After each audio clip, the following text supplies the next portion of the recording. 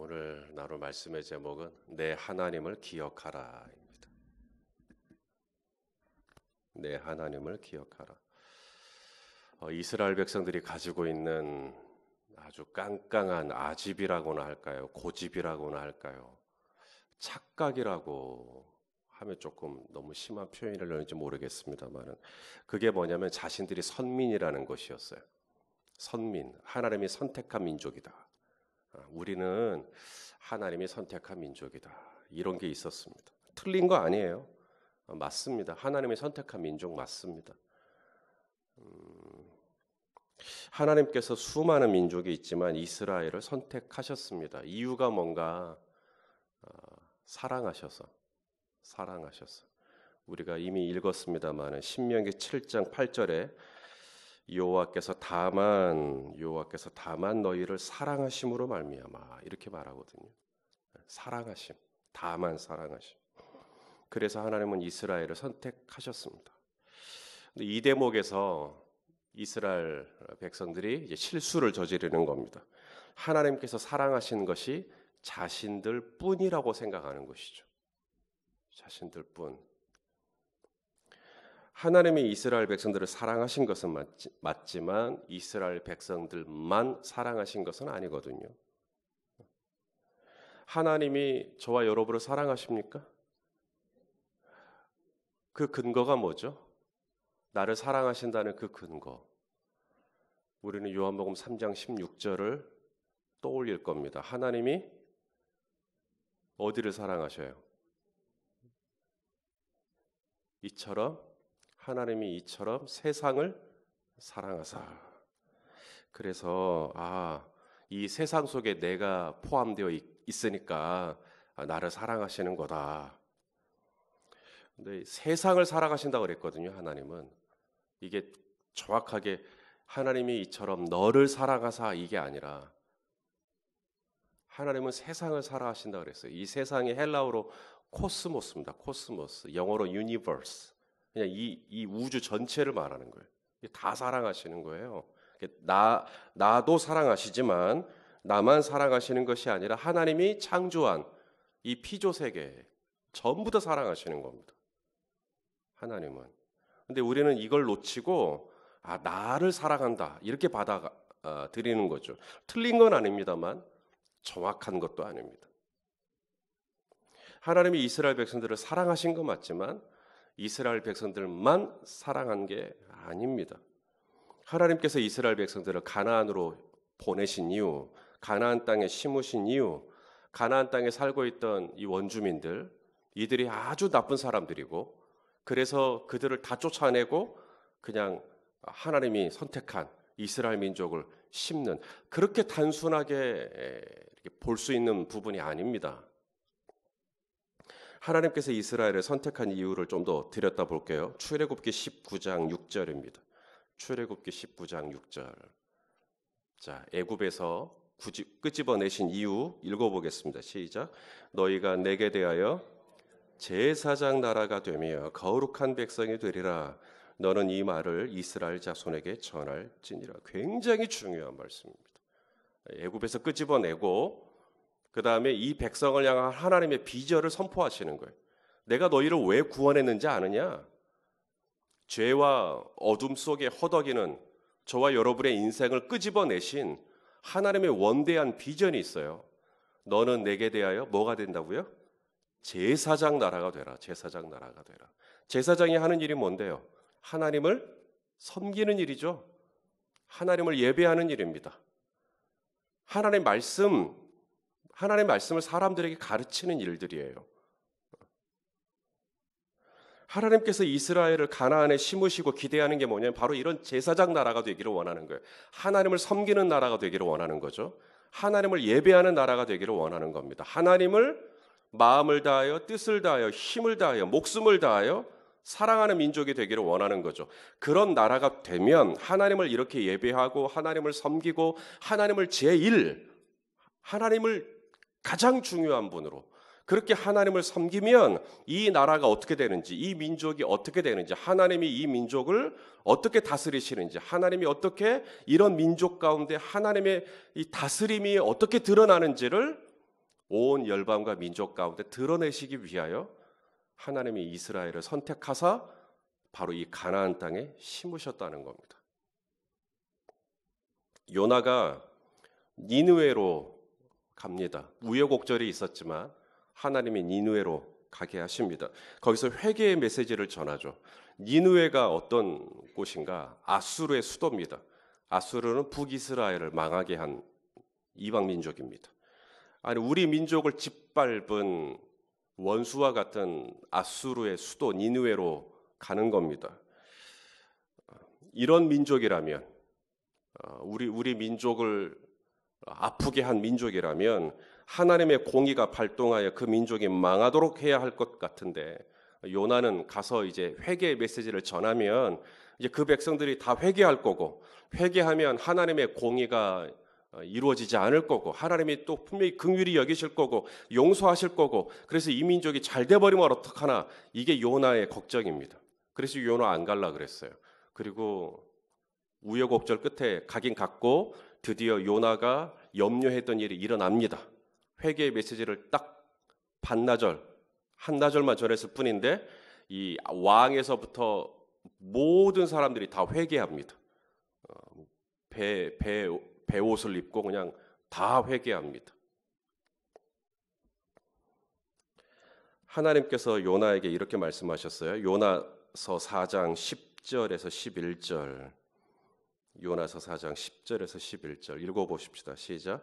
여호와께서 이르시되 내가 수고도 아니하였고 재배도 아니하였고 하룻밤에 났다가 하룻밤에 말라버린 이 박넝쿨을 아꼈거든. 하물며 이 큰 성읍 니느웨에는 좌우를 분별하지 못하는 자가 12만 명이요 가축도 많이 있나니 내가 어찌 아끼지 아니하겠느냐 하시니라. 자, 하나님이 니느웨로 이 요나를 보내신 이유, 이 팔레스타인에서 니느웨까지는 800km가 넘습니다. 그 먼 거리를 보내신 이유,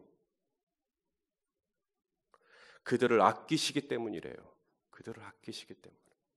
다른 표현으로 그들을 사랑하시기 때문이래요. 니느웨 사람들, 좌우를 분별하지 못하는 자가 몇 명이요? 12만? 그래서 그들을 사랑하신다라고 말하지 않고 그런 그들도 사랑하시고, 그 다음에 가축이란 말 나오죠. 가축도 많이 있다. 우리가 많이 놓치는 것이 바로 이런 부분입니다. 하나님은 생태계에 관심이 많으세요. 창세기 1장 28절, 소위 이제 크리스찬 문화명령이라고 하는데, 너희는 정복해라, 다스려라, 막 이런 거. 그럼 이걸 갖다가 다 오해를 했어요. 이걸 공격적으로 풀어버렸습니다. 마음껏 해치고 파괴하고 훼손하고 내 임의대로 다 깎아버리고, 그래도 되는 것으로 이해를 하는 거예요. 정복하고 다스리라 그랬으니까. 근데 여기 다스리라, 라다라는 단어인데 이게 매니지예요. 매니지는 관리하는 겁니다. 하나님이 우리에게 주신 땅, 바다, 공중 관리를 해야 되거든요. 근데 우리는 이걸 정복하고 다스리겠다는 이명하에 그냥 이걸 막 훼손을 해버린다고요. 우리 주님이 가르쳐 주신 기도 중에 이런 게 있어요. 하늘에 계신 우리 아버지, 아버지의 이름을 거룩하게 하시고, 그다음 뭐예요? 아버지의 나라가 임하게 해달라는 거거든요. 어디로? 이 땅에. 우리가 알고 있는 상식으로 가면 아버지의 나라로 우리를 인도하시고, 이렇게 기도를 해야 할 것 같아요. 아버지의 나라로 우리를 인도하여 주시고. 그런데 주님은 우리에게 그렇게 가르쳐 주셨어요. 아버지의 나라가 이 땅에 우리의 삶에 이루어지도록 기도하라는 거예요. 하나님은 이 땅에 관심이 많으세요. 그리고 이 땅이 하나님의 나라가 되기를 원하세요. 바로 이 땅이 하나님의 통치가 임하고 하나님의 다스림이 임하고 하나님의 영광이 임하고, 그래서 우리가 제사장의 나라가 돼서 하나님을 섬겼을 때, 하나님이 우리 하나님이 되었을 때 하나님이 얼마나 이 땅을 복주실 수 있는지를 우리를 통하여 드러내고 밝히시고 증거하시고, 그래서 여호와의 영광을 인정하는 것이 온 땅에 충만하게 되고, 이것이 우리 하나님의 소망입니다. 그래서 저와 여러분을 끄집어내셨다는 거예요. 애굽에서.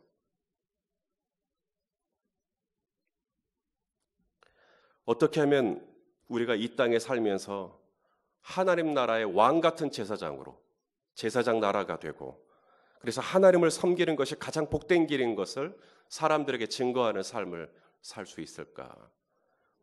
자, 이에 대해서 오늘 본문에 모세가 강조하는 게 뭐냐면 절대로 하나님을 잊어버리지 말라는 겁니다. 절대로 하나님을 잊어버리지 말라.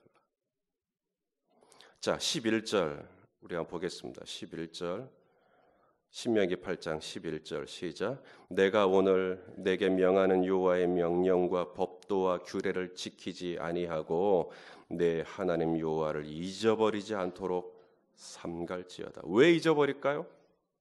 자, 12절 13절에 이유가 나와요. 잊어버리는 이유. 네가 먹어서 배부르고 아름다운 집을 짓고 거주하게 되며 내 소와 양이 번성이라는 단어 나오죠. 내 은금이 증식이라는 단어. 내 소유가 다 번성, 증식, 풍부. 원어로는 다 똑같은 단어입니다. 이게 멀티플라이, 2배란 뜻이에요. 2배. 그러니까 내 삶이 갑자기 2배가 돼버렸어요. 은과 금도 2배가 되고요. 양과 소도 2배가 되고요. 내 생활이 풍족해진 겁니다. 그러니까 14절에 어떻게 된다고요? 네 마음이 교만하여 내 하나님 여호와를 잊어버릴까? 우리 마음이 어떻게 된다고요? 교만해요. 이게 룸이라는 단어입니다. 룸. 이게 뭐냐면 내 자신을 칭송하는 거예요. exalt. 내 자신을 막 칭찬하는 겁니다. 내가 역시 똑똑해. 내가 역시 잘해. 이런 거요. 그게 바로 룸입니다. 그렇게 될까 난 염려스럽다는 거예요. 모든 게 넉넉해지고 막 2배가 되고 막 다 많아지고 막 풍성해지고 증식되고 번성하고 하나님을 잊어버릴까 염려한다. 하나님을 잊어버릴까 염려한다. 자, 그럼 내가 잊지 말아야 될 하나님, 내가 꼭 기억해야 할 하나님, 어떤 하나님일까요? 3가지로 말씀합니다. 첫째, 나를 구원하신 하나님을 잊어버리면 안 됩니다. 나를 구원하신 하나님. 14절. 내 마음이 교만하여 내 하나님 여호와를 잊어버릴까 염려하노라. 여호와는 너를 애굽 땅 종되었던 집에서 이끌어내신 분이다. 이거 잊어버리지 말라는 거예요. 내가 어떻게 구원받았는지, 내가 구원받기 전에 어떤 삶을 살았는지, 그리고 구원받은 이후 내가 어떻게 달라졌는지 이거 잊어버리지 말라는 거예요. 둘째, 나를 인도하신 하나님을 잊어버리지 말라. 나를 지나간 삶, 하나님이 어떻게 인도하셨는지를 절대 잊어버리지 마라. 15절, 너를 인도하여 그 광대하고 위험한 광야, 곧 불뱀과 전갈이 있고 물이 없는 간조한 땅을 지나게 하셨고 거기서 너를 위하여 단단한 반석에서 물을 내셨고 기가 막히게 하나님이 공급하시고 채우시고 함께 하시고 도와주시고 이끌어 주시고 이랬던 경험 절대 잊어버리지 말라는 거예요. 하나님이 나를 그렇게 인도하시고 지켜주시고 보호해주시고 공급해주시고 채워주시고 풍성케 하시고 만족케 하시고 여러분 이런 체험 우리에게도 있지 않나요? 셋째, 내가 잊어버리서는 안 될 하나님, 바로 나를 시험하신 하나님이십니다. 나를 시험하신 하나님. 16절 우리 같이 읽어보겠습니다. 16절 시작. 내 조상들도 알지 못하던 만나를 광야에서 내게 먹이셨나니 이는 다 너를 낮추시며 너를 시험하사 마침내 내게 복을 주려 하심이었느니라. 여러분, 하나님이 여러분을 시험하셨던 거 잊어버리면 안 돼요. 내가 하나님께 어떻게 시험받았었는지, 하나님이 나를 어떻게 연단하셨었는지, 하나님이 나를 어떻게 훈련시키셨는지, 하나님 안에서 배웠던 진리, 하나님 안에서 배웠던 모든 가르침, 하나님이 나에게 주셨던 모든 교훈 잊어버리지 말라는 거예요. 여러분 만나라 그랬죠? 16절에 만나 어떻게 먹었죠? 아침에 일찍 일어나야 했습니다. 조금이라도 늦으면 어떻게 돼요? 만나가 다 녹아버렸습니다. 둘째는요, 양이 한 사람당 한 오멜씩 정해져 있었어요. 만약에 더 가져가면 어떻게 됐죠? 녹아버렸습니다. 내가 가지고 갈 양 외에는 손대지 못하도록 그걸 40년을 훈련하셨어요. 또 세 번째 어떻게 하셨죠? 안식일 전에는 하나님의 2배를 거두게 하셨어요. 그러므로 만나는 누가 먹는가? 아침에 일찍 일어난 사람이 먹는가? 아니요. 만나는 누가 먹냐면 말씀에 순종하는 사람이 먹습니다. 말씀대로 일찍 일어나고 말씀대로 내게 정해진 양만큼 거두고 말씀대로 안식일을 지키고 그러면 하나님이 계속 만나를 주시는 거예요. 그런데 막 일요일 우리로 말하면 일요일 주일이죠. 하지만 안식일이니까 안식일 날 가가지고도 이 만나를 거두려고 했던 사람들이 있었다는 거예요. 하지만 하나님은 안식일 날은 만나를 주지 않았어요. 그런 훈련을 40년을 받았어요.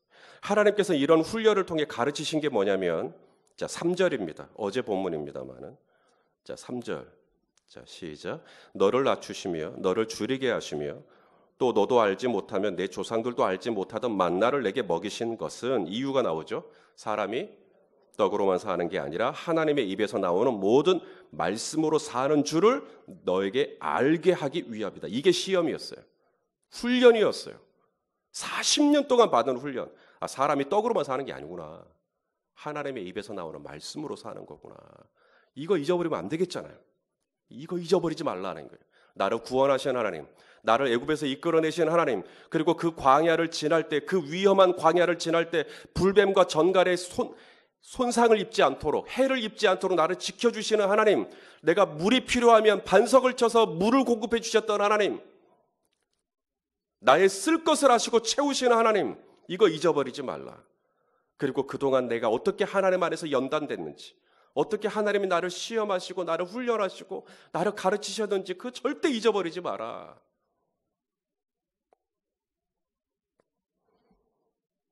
자, 그러면 하나님을 잊지 않고 산다는 게 무슨 의미일까? 내 하나님 여호와를 기억하라. 그럼 하나님을 잊지 않고 산다는 게 무슨 의미일까? 하나님을 잊지 않고 살면 어떤 열매를 맺게 될까요? 두 가지입니다. 첫째는 모든 것을 은혜로 받게 됩니다.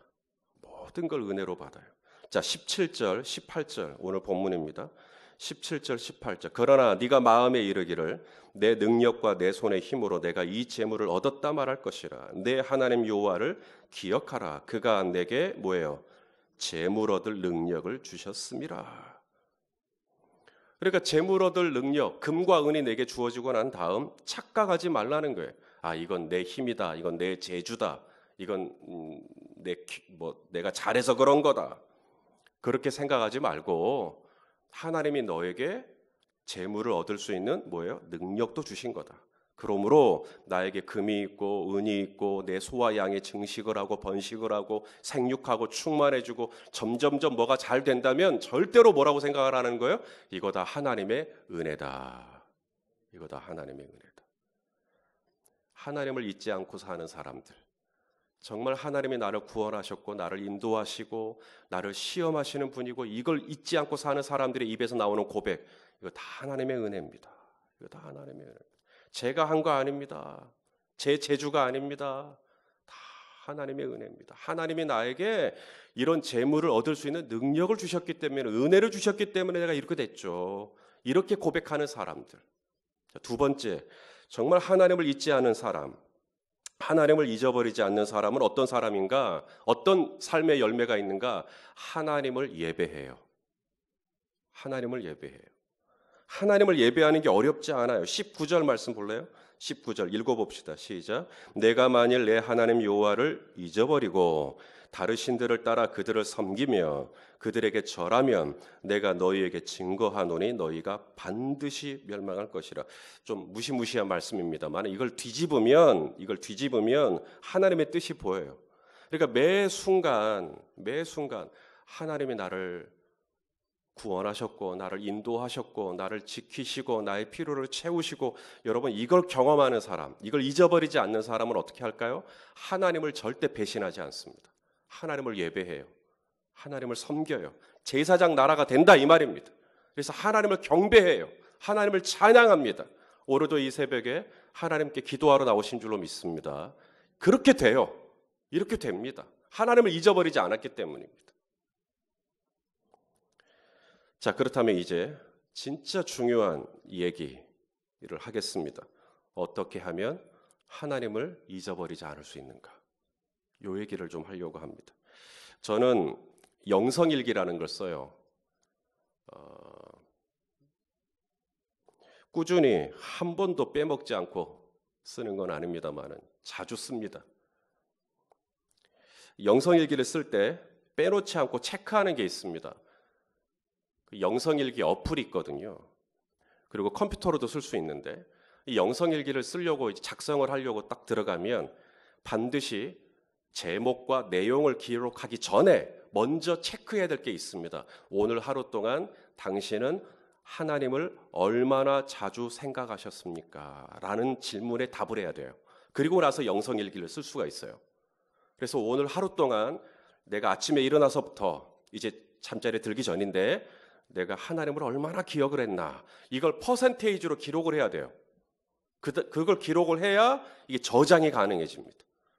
그래서 반드시 이게 몇 퍼센트 정도 되는지를 적어야 되는데 저 손희선 목사는 몇 퍼센트라고 적을까요? 저는 대개 20%라고 적습니다. 20%. 대개. 아주 성령 충만해지면 30%. 예. 대개는 20%. 이게 굉장히 저는 제 자신에 대한 평가가 낮죠. 자존감이 높으신 분들은 한 90%라고 적을란가 모르겠지만 저는 그렇게 긍정적이지 못합니다. 20% 하나님 바라봤으면 반대로 80%는 하나님 잊고 살았다는 이야기입니다. 부인하지 못합니다. 하나님을 잊어버리면 어떻게 되는가? 대번에 저는 육신의 경향으로 흘러갑니다. 하나님이 생각이 안 나니까요. 그러니 저는 당연히 육신의 경향으로 흘러가죠. 내가 하고 싶은 거, 내가 가고 싶은 거, 내가 먹고 싶은 거, 내가 보고 싶은 것, 이쪽으로 가버립니다. 그리고 넘어지죠. 부끄러워집니다. 어떻게 하면 하루에 하나님을 바라보는 정말 믿음의 주요, 온전케 하시는 이인, 이 주님을 바라봐야 되는데 여기서 이 바라본다는 말이 픽스거든요. 고정시키는 거예요. 꾸준하게 쭉 하나님을 바라봐야 되는데 이게 자주 잊어버려요. 어떻게 하나님을 바라볼까? 자, 11절을 보십시다. 오늘 본문이 시작되는 11절. 자, 읽어보겠습니다. 시작. 내가 오늘 내게 명하는 여호와의 명령과 법도와 규례를 지키지 아니하고, 이렇게 말씀하시죠. 명령과 법도와 규례, 하나님 말씀을 의미합니다. 토라, 율법을 의미해요. 오늘 우리에게 주신 이 성경을 의미합니다. 이 성경을 잘 지키라는 거예요. 여기서 이 지킨다라는 말, 이게 쇼메르라고 하는 단어인데 이게 observe, 이게 관찰한다는 얘기예요. 그래서 하나님이 주신 말씀을 잘 읽으라는 거예요. 하나님이 주신 말씀을 잘 읽지 않으면, 하나님의 주신 말씀을 관찰하지 않으면, 이걸 또 다른 말로 하나님이 주신 명령과 규례와 계명을 묵상하지 않으면 너희는 하나님을 잊어버리게 된다는 이야기예요. 하나님의 말씀을 가까이 해야만, 하나님의 말씀을 가까이 해야만 하나님을 잊어버리지 않고 살 수 있다는 얘기입니다. 근데 하나님의 말씀에서 너무 멀어져 있다 보니까 하나님을 또 잊어버린다는 거예요. 정확한 얘기입니다. 정확한 얘기. 최근에 저희 교회 그 청년 한 명을 만났어요. 주일이면 이 청년이 교회를 못 와요. 지금 몇 주 못 왔어요. 주일날 직장에 근무가 걸리니까 직장 생활을 해야 되니까 그래서 주일날 교회도 못 오고 그러고 지내는 거예요. 그러다가 저를 딱 만나니까 막 저를 너무 반가워하는 거예요. 목사님 만나니까 너무 좋다고. 제가 요즘에 이 주일날에도 근무를 서야 돼서 교회를 못 가서 너무 마음이 어려웠는데 목사님 만나니까 너무 좋네요. 그래서 제가 그랬죠. 그러면 그렇게 교회도 못 나오고 그러는데 어떻게 자네 신앙관리하나 물어봤어요. 그랬더니 목사님 제가 끝나고 뭐 저녁 12시 막 이렇게 끝난대요. 끝나고 집에 가면 성경책 몇 장 좀 읽는 편입니다. 그거로 되겠냐고. 아니 청년이 요즘 청년이요 20대 초반입니다. 이 청년이 끝나고 그 피곤한 몸을 이끌고 씻고 나서 책상에 앉아 성경책을 한두 장이라도 읽는다. 대단한 거 아니에요? 근데 저는 거기서 진짜 잘하고 있네, 대단해 이렇게 말하지 않고 제가 하나를 더 물었어요. 그거로 되겠는가? 그거로 되겠는가? 직장까지 오가는 게 시간 얼마나 걸리는가? 뭐 이렇게 저렇게 하면 30분 정도 잡을 것 같습니다. 그러면 교회 카페 회원 가입되어 있지? 그래서 예. 말씀 들어서 말씀, 설교 말씀 들어. 오가는 길이라도 들어. 말씀을 붙잡아야 돼. 말씀을 붙잡지 않으면 자네 믿음 떨어지네. 자네 믿음 떨어져. 그래서 그 청년이 알겠다고, 꼭 그렇게 하겠다고. 사랑하시는 성도 여러분, 믿음의 거리는 말씀의 거리예요. 말씀에서 멀어지면 믿음 떨어집니다. 오늘 모세가 얘기하잖아요. 하나님이 주신 이 계명과 명령과 법도와 규례, 이걸 내가 쇼메르 하지 않으면, 이걸 내가 꾸준히 지키고 이것을 내가 들여다보고 이것을 내가 관찰하고 이것을 내가 묵상하고 이것을 내가 즐거워하고 읽지 아니하고 가까이 하지 아니하고 어떻게 내 하나님 여호와를 잊어버리지 않을 수 있겠어요? 방법은 하나밖에 없습니다. 말씀을 가까이 하는 거예요. 그 말씀을 가까이 할 때에만 하나님이 나를 향한 뜻을 알게 되고 하나님의 마음도 알게 되고 하나님과 동행하는 삶이 가능해지는 것이죠. 사랑하시는 성도 여러분, 오늘 우리에게 주신 이 명령과 규례와 법도가 저와 여러분 손에 있습니다. 이 귀한 하나님의 말씀, 하나님 왕 같은 제사장으로서 우리를 통하여 예배 받으시기 원하시는 그 주님 앞에 우리가 이 법도를 잘 지켜서 우리 주님께 영광 돌려드리는 오늘 하루가 되시기를 예수님의 이름으로 축원합니다.